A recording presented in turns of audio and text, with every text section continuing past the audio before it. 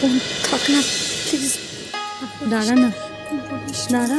কেন থাকবে কেন? কি হয়েছে আমাকে বলো। খড়ি দিদি দুটি কি চাইছে?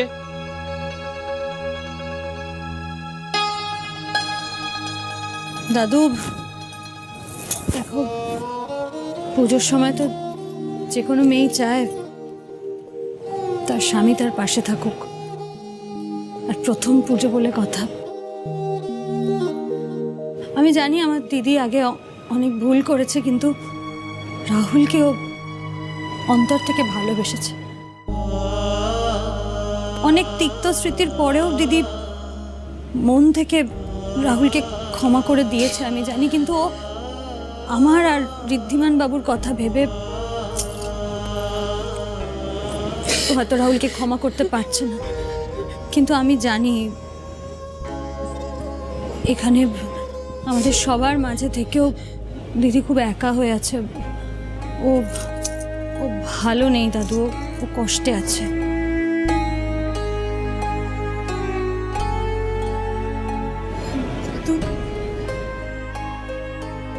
আমি সব ভুল বোঝাবুঝি শেষ করে ক্ষমা করে দিয়েছি রাহুলকে, কিন্তু বোনের সাথে, ঋদ্ধির সাথে, এই পরিবারের সবার সাথে যে অন্যায়গুলো করেছে তার জন্য আমি ওকে কোনোদিনও ক্ষমা করতে পারবো না।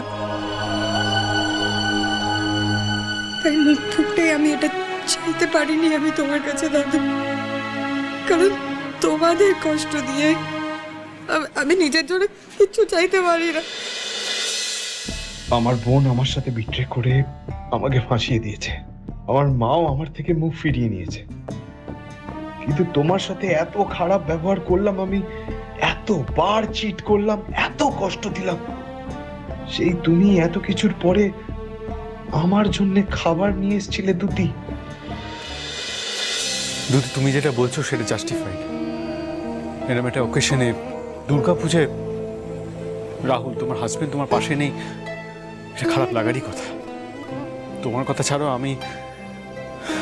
আমারই ভালো লাগছে না। যত যাই হোক না কেন, ছোটবেলা থেকে তো ও আমার বেস্ট ফ্রেন্ড, এত ক্লোজ, আর কোনো অকেশন, কোনো পুজো, কোনো কিছু ওকে ছাড়া কাটাইনি।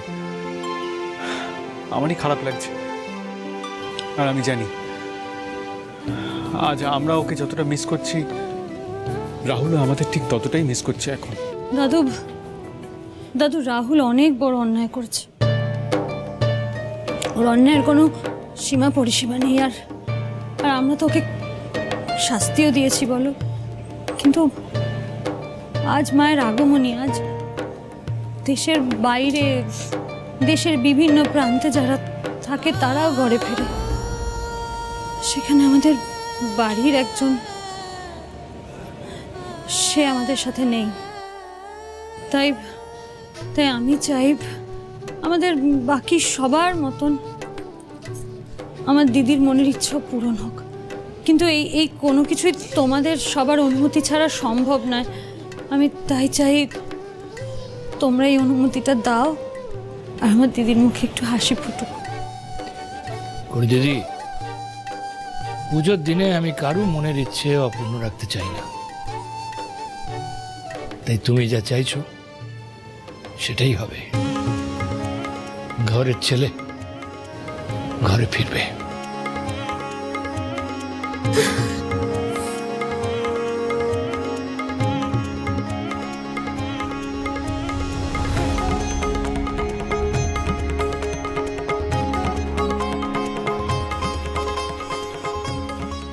শুধু রাহুল তো নয়, এতগুলো বছর পেরিয়ে গেলেও বাড়ির আরো একটা ছেলে যে আজ বাড়ির বাইরেই আছে, তার বাড়ি ফেরার সমস্ত রাস্তা আমি তো নিজের হাতেই বন্ধ করে দিয়েছি।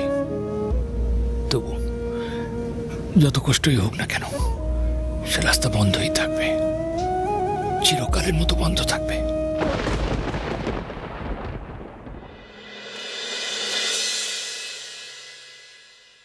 সবাই তো বনি দিদির বাড়িতে, মা তুমি আমাকে এখানে নিয়ে এসছো কেন? আমিও যাবো ওখানে, ওরা সবাই কত মজা করছে, তুমি নিয়ে চলো আমাকে। তুমি কেন বুঝতে পারছো না গুবলু সোনা? তোমার যে শরীরটা ভালো নেই, তুমি এসো তো, শোবে এসো। তুমি দেখো তোমার কত টেম্পারেচার! ইস, দেখতে পাচ্ছ? তোমার জ্বরটা না এলে আমরা তো ওখানেই থাকতাম সোনা, সবার সাথে। কিন্তু তোমার যে জ্বর বেড়েই চলেছে, কিছুই বুঝতে পারছি না। পুজো পার্বণের দিনে হঠাৎ হঠাৎ ছেলেটার এত জ্বর হলো কেন ঠাকুর? দিব্যি তো ছিল ছেলেটা।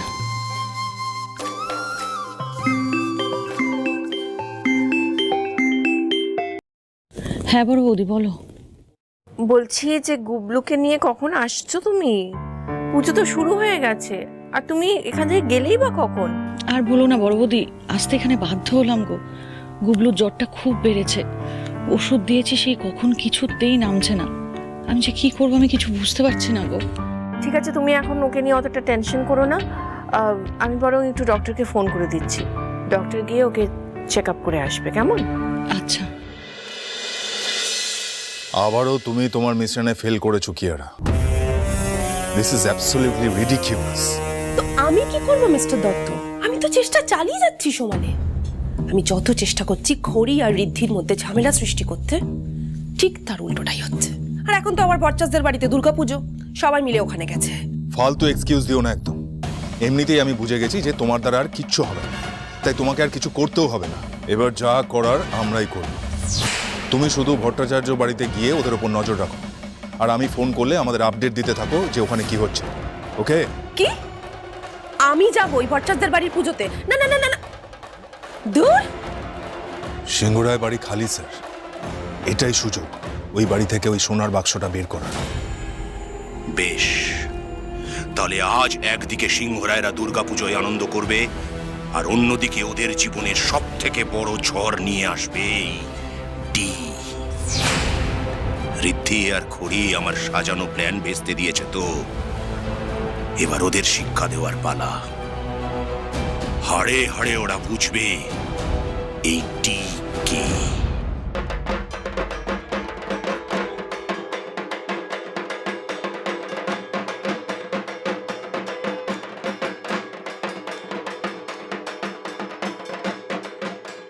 ভাই ভাই একটু স্বাভাবিক হ।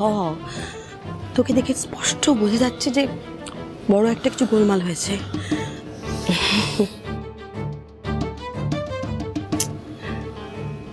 ভাই সবটা তুই জানিস।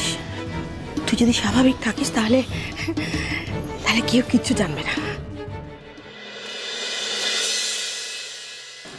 দাদু শোনো, তোমার সাথে আমার একটা গুরুত্বপূর্ণ কথা আছে। হ্যাঁ, কি বলো দিদিভাই? তুমি কি করছো বলো তো? হ্যাঁ, হাত গুটিয়ে বসে আছো কেন? এত সুন্দর একটা সুযোগ এবার হাতছাড়া করলে হয়? এতে কিন্তু তোমারই লস, আমি বলে দিলাম। কি বলছো তুমি দিদিভাই? কিসের সুযোগ, কিসের লস? আমি তো কিছু বুঝতে পারছি না। ও, এটাই তো সুযোগ।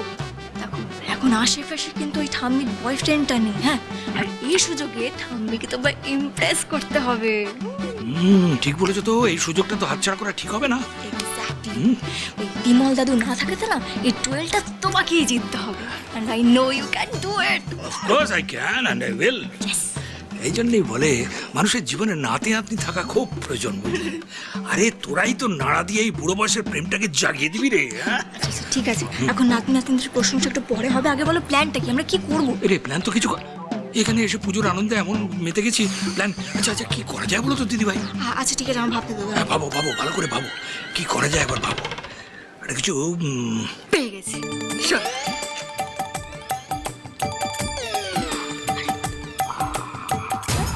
রাইট, যাও বলে দাও সবাইকে।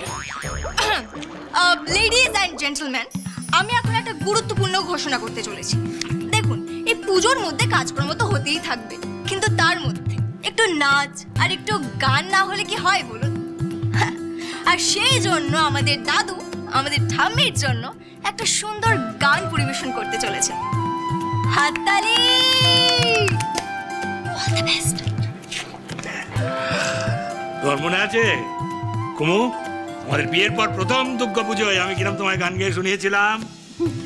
হ্যাঁ, আমার সব মনে আছে, আমি কিচ্ছু ভুলি না, বুঝলে? তাহলে চলো সেই না ভোলা স্মৃতিগুলোকে আজকে আবার একটু তাজা করে দেওয়া যাক। হ্যাঁ, কি বলো?